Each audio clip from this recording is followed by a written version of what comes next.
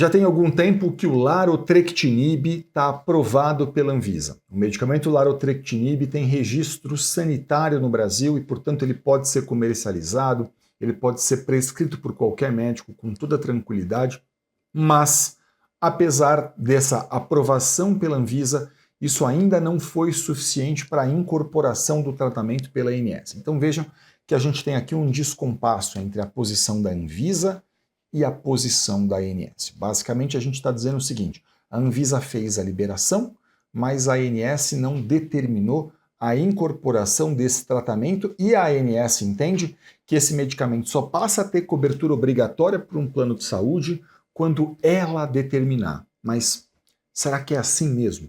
Será que a lei diz alguma coisa diferente disso? Eu sou Elton Fernandes, eu sou advogado especialista em plano de saúde, professor de pós-graduação em importantes instituições da área e autor de livro jurídico. Hoje eu vou tentar desmistificar um pouco para vocês sobre as regras do setor dos planos de saúde.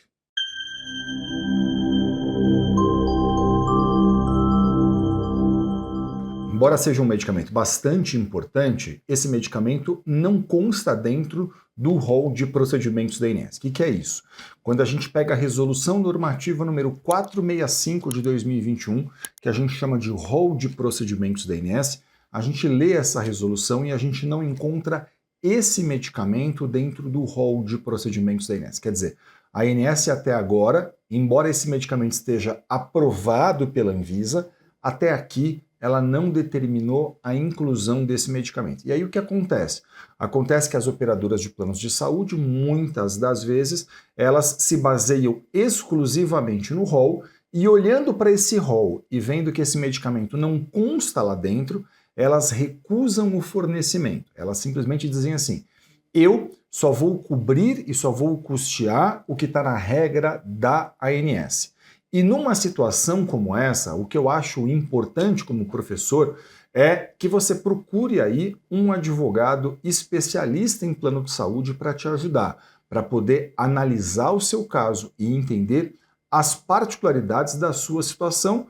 Mesmo não estando em acordo com o rol da ANS, existem caminhos que esse advogado vai poder olhar, analisar concretamente a sua situação.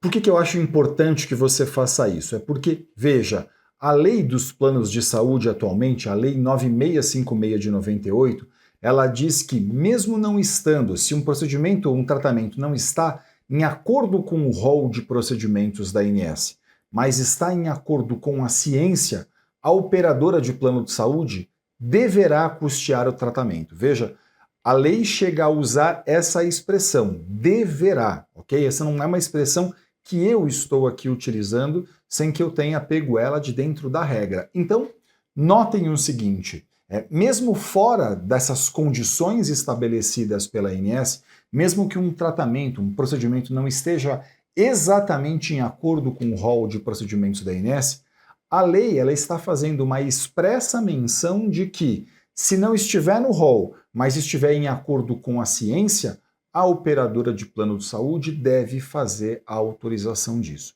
De modo que o que a gente percebe muitas vezes é que, claro, as operadoras de planos de saúde elas continuam entendendo que elas só cobrem aquilo que está em acordo com o rol da ANS, mas a gente também precisa lembrar aqui que o rol de procedimentos da ANS é uma regra inferior à lei e que, claro, sempre que houver, então, um descompasso entre o rol e a lei é superior a esse rol de procedimentos. Na prática, então, a gente percebe que há um descompasso entre o rol de procedimentos da ANS e a lei em inúmeros casos. E a partir daí, o que fazer? Nessa situação, um advogado especialista em plano de saúde vai poder analisar o seu caso e ele vai poder, então, a partir dessa análise, entender o seguinte: se está em acordo com a regra da ANS, ele pode, ele mesmo, inclusive, ajudar você a formalizar a reclamação dentro da ANS. Essa é uma prerrogativa que o advogado tem, que esse profissional possui. E aí, claro, se não estiver em acordo com a regra da ANS, ele vai ter que entender o caso, analisar se é, por exemplo, a situação de mover eventualmente uma ação judicial contra esse plano de saúde, a fim de buscar no Poder Judiciário a cobertura desse tipo de tratamento. Okay? Então, essa é uma possibilidade que o advogado possui. E claro, você deve estar perguntando, mas será que se eu tiver, por exemplo, que mover uma ação, como é que isso funciona? Né? Como é que seria isso na prática? Isso não vai levar muito tempo? Deixa eu explicar um pouquinho para vocês essa questão. Olha, a ação judicial é um procedimento. Esse procedimento, por exemplo, ele pode ser feito com um pedido de liminar. O que é um pedido de liminar? Né? Um pedido de liminar é um requerimento que você faz a um juiz pedindo que ele determine desde logo, desde o começo do processo, o fornecimento do tratamento que aquela pessoa precisa. Então, por exemplo, se você demonstra para um juiz que existe um direito e uma urgência, o que o juiz pode fazer? Ele pode determinar desde logo o fornecimento daquilo que você está fazendo o pedido. Então, ele olha para o caso, ele sabe que um processo vai ser longo, e bem porque o juiz sabe que um processo vai ser longo, muitas vezes ele vai poder dizer o quê? Olha, estou entendendo que nesse caso, esse beneficiário aqui ele não pode esperar o final do processo para poder usufruir desse direito. Então, entendendo que existe direito e que existe urgência, ele pode, então, determinar essa liminar. Ele pode conceder essa ordem liminar a fim de que a pessoa possa usufruir desse direito logo no começo do processo. Ele pode fazer isso a qualquer momento, né, a qualquer momento da ação judicial, mas é mais comum, por exemplo, que haja essa análise desde logo, desde o começo, a fim de que, demonstrando que existe direito, demonstrando que existe urgência, que seu caso está em acordo com a lei, que o relatório médico faz a indicação clara de que há uma urgência, de que o caso está em acordo com a ciência, por exemplo, ele possa então fazer a determinação disso. E note, esse processo hoje em todo o Brasil é inteiramente eletrônico. Então assim, do Oiapoque ao Chuí, não importa onde você esteja, um processo judicial é inteiramente eletrônico. Imagina que você mora na cidade de São Paulo e você vai conversar com um advogado de São Paulo. Esse profissional vai mover uma ação judicial eletrônica. Hoje existem até audiências que são feitas de forma eletrônica, embora nesses processos especificamente que envolvem plano de saúde, é incomum que haja a necessidade de uma audiência.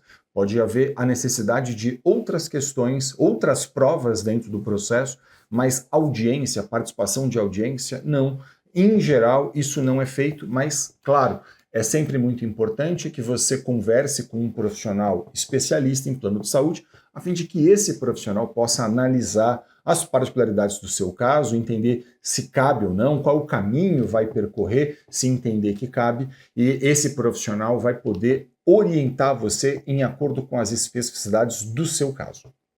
Você vai poder dizer para mim eventualmente, mas eu não conheço ninguém que seja especialista nisso. Veja, deixa eu falar uma coisa para vocês. Hoje, essa consulta com o seu advogado pode ser feita até de forma online. E eu tenho muito orgulho de dizer para vocês que em todo o Brasil, nas pós-graduações em que eu leciono, a gente forma profissionais cada vez mais capacitados, especialistas nisso, capazes de olhar profissionalmente para uma questão como essa, capazes de fazer uma análise cuidadosa de um caso, a fim de poder entender quais são as possibilidades que a gente tem, quais são os caminhos que vão ser percorridos. Então, se você não conhece um profissional aí da sua cidade, por exemplo, você pode buscar isso pela internet, fazer isso online com um profissional, não tem problema nenhum, até porque, como eu mencionei para vocês, um processo que eventualmente tenha que ser movido um processo, essa ação será eletrônica, tudo correrá eletronicamente. Então, não importa se você está numa cidade e seu advogado está na outra cidade, se você está num estado e seu advogado está muito distante de você, porque tudo isso pode ser feito hoje de forma online, e eu tenho muito orgulho de poder dizer que em todo o Brasil a gente forma nas pós-graduações em que eu leciono profissionais muitíssimo capacitados para lidar com esse tipo de questão. Então, eu sugiro muito que você converse sempre com profissionais especialistas nesse tema. Eu espero que esse vídeo tenha sido útil a você. Muito obrigado pela sua audiência. Se ficou qualquer dúvida, deixe um comentário aqui no canal. Para a gente é sempre um grande prazer poder ajudar, interagir, tirar dúvidas e, claro, não deixe de acompanhar a gente nas redes sociais. Muito sucesso para você e saúde. Até o próximo vídeo.